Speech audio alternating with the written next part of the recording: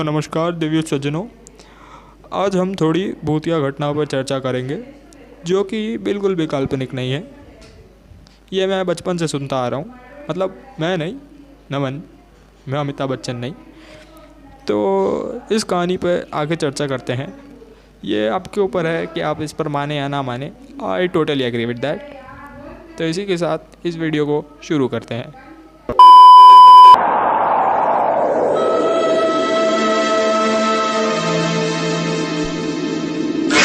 चलो फ्रेंड्स, कैसे हो सब लोग। तो ये मैंने सोचा कि मैं कुछ नया ट्राई करूं।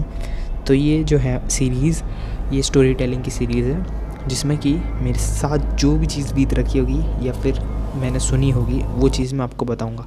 तो ये जो कहानी है ये है मेरी दादी सा की, दादी जी। तो ये बात जो है वो 1976 की है, जब लोगों के घर पे लाइटें तक नहीं होती थी। कुछ लोग अफोर्ड नहीं कर पाते थे, इसलिए वो लालटेन यूज़ करते थे। और जो मेरी दादी जी हैं वो प्रेग्नेंट थी। मेरे पापा का बर्थ होने वाला था, तब हम लोग रेंट पे रहते थे। और मेरे दादाजी ने एक घर ढूंढा जो कि ग्राउंड फ्लोर पे था। उसके फर्स्ट फ्लोर पे जो मकान मालिक थे वो रहते थे, और जो सेकंड फ्लोर पर है फिर से किराएदार रहते थे, और थर्ड फ्लोर पे थी छत।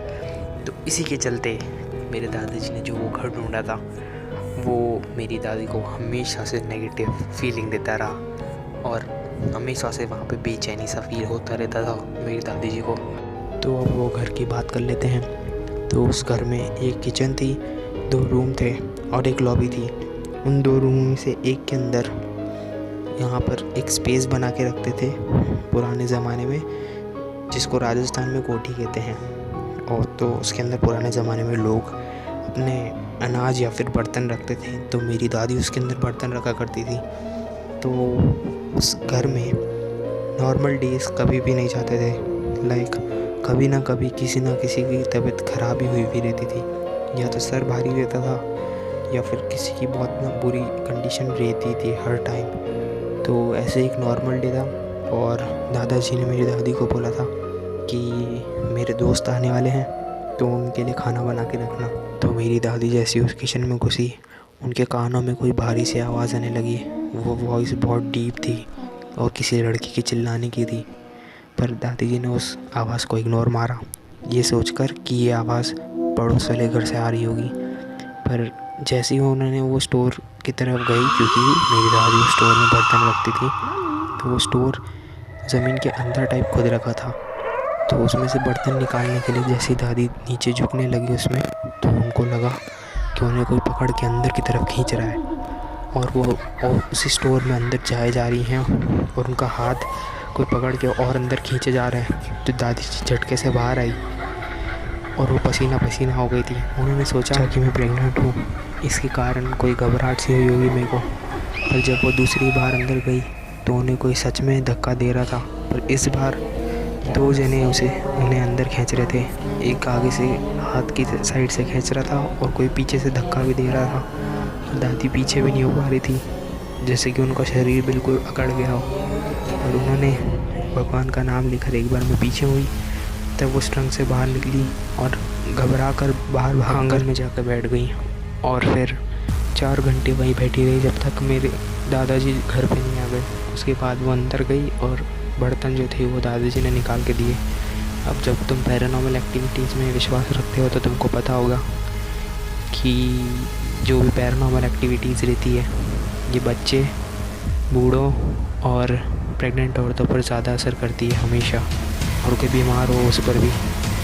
तो ऐसे ही एक नॉर्मल दिन ऐसे ही 3-4 दिन कट गए थे, और उसके बाद फिर एक दिन गर्मी का मौसम था उस समय, तो लोग छत पे सोते थे। तो ऐसे ही मेरे दादा दादी छत पे सोने गए थे। तब दादी जी छत पे सो रही थी, तो उनको अगर आप एक्टिविटीज़ में मानते हो तो अभी इस वीडियो को लाइक कर दो, और नहीं भी मानते हो तो भी कर दो, क्योंकि जब आपके साथ बीतेगी तभी आपको पता चलेगा। इसी के साथ ये वीडियो यहीं ख़त्म होती है। मैं आप लोगों से मिलता हूँ किसी नई वीडियो में। Bye bye. एक मिनट, आउटरो देखते जाओ। अर्जेंट वॉशरूम जाना था, तो उन्होंने सोचा कि दादाजी को उठाना इतनी रात में सही नहीं रहेगा, तो वो खुद ही नीचे की ओर जाने लगी। तो अब जैसा मैंने बताया था कि वो बिल्डिंग जो थी वो 3 फ्लोर की थी, जो भी घर था। तो जब दादी जी उस सीढ़ियों से नीचे उतर रही थी, तब उनको लगा कि उनके शोल्डर पे किसी ने हाथ रखा है, और उनके कान में खर्राटों की आवाज़ आ रही थी, जैसे कि कोई सो रहा हो उन्हीं सीढ़ियों पर। तो वो देखकर दादी जी काफ़ी डर गई थी और चिल्लाती हुई वापस ऊपर गई और दादाजी को उठाया। उसके बाद दादी जी ने कहा कि ये घर सही नहीं है, we need to move on. अब जितनी जल्दी हो सके इस घर को खाली करना होगा। मेरी दादी जी ने दादा को यही कहा, और जिस तरीके से मेरी दादी घबराई हुई थी, दादाजी ने भी सोचा कि ये घर सही नहीं है और मेरी वाइफ भी प्रेग्नेंट है, तो बच्चे को कुछ ना हो। तो यही सोच के उन्होंने अगले दिन वो घर खाली कर दिया। पर जब वो घर खाली कर रहे थे, तब उनको एक लड़की बाहर खड़ी थी, आप लोग भी खाली कर रहे हैं? तो मेरी दादी ने पूछा ऐसा क्यों? तो उस लड़की ने कहानी बताई थी कि नर्स और उसका पति यहाँ पे रहने आए, और जब से उन दोनों की डेथ हुई तब से यहाँ पे कोई नहीं रहना।